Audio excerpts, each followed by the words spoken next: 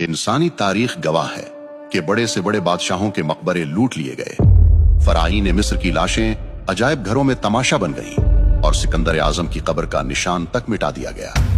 दुनिया के हर खजाने और हर तख्त को ज़वाल आया, लेकिन 1400 साल से रूए जमीन पर एक मकाम ऐसा है जिसकी हिफाजत के लिए जमीन और आसमान खुद ढाल बन जाते हैं। ये मदीना मुनव्वरा है और ये रोज़ा रसूल है। लेकिन तारीख के सीने में 1164 ईस्वी 1164 एडी की वो रात आज भी कांटे की तरह चुभती है, जब जमीन के नीचे एक ऐसी नापाक साजिश रचाई जा रही थी जिससे अर्श भी कांप उठा था। एक सुरंग जो किसी हीरे जवाहरात की तलाश में नहीं थी, बल्कि वो सुरंग कायनात के सबसे मुकद्दस जिस्म वजूद अतहर सल्लल्लाहु अलैहि वसल्लम तक पहुंचने के लिए खोदी जा रही थी। मदीना सो रहा था, लेकिन हजारों मील दूर शाम के शहर दिमश्क में एक बादशाह की नींद उड़ चुकी थी। ये सुल्तान नूरुद्दीन जंगी थे, आलम इस्लाम के वो हुक्मरान जिनकी हैबत से सलीबी भी कांपते थे। लेकिन इस रात सुल्तान अपने बिस्तर पर पसीने में शराबोर होकर उठ बैठे। उन्होंने ख्वाब में देखा कि सरकारे दो जहां सल्लल्लाहु अलैहि वसल्लम खुद तशरीफ लाए हैं, मगर मंजर दिल दहला देने वाला था।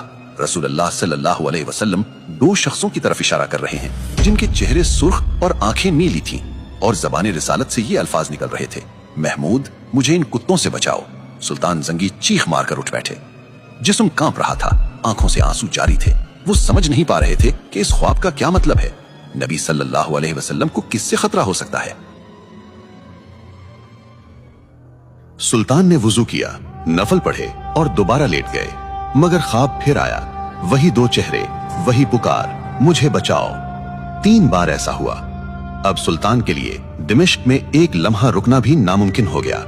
रात के आखिरी पहर उन्होंने अपने वजीर जमालुद्दीन मौसली को तलब किया।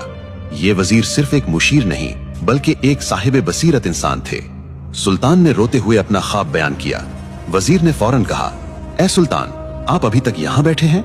मदीना मुनव्वरा पर कोई बड़ी आफत आई है, आपको फौरन वहां पहुंचना होगा। उसी वक्त हुक्म जारी हुआ। ये कोई सरकारी दौरा नहीं था, ये एक खुफिया मिशन था। सुल्तान ने 20 बेहतरीन घुड़सवार और बहुत सारा मालो दौलत साथ लिया और दिमिश्क से मदीना की तरफ हवा के घोड़ों पर सवार हो गए। तारीख लिखती है कि वो सफर जो महीनों में तय होता था, सुल्तान ने सिर्फ 16 दिन में तय कर लिया।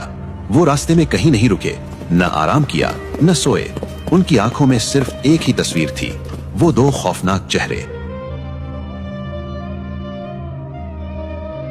जब सुल्तान मदीना पहुंचे तो शहर की फिजा सोगवार थी। सुल्तान ने सीधा मस्जिद नबवी का रुख किया, रोज़ा रसूल सल्लल्लाहु अलैहि वसल्लम पर हाजिरी दी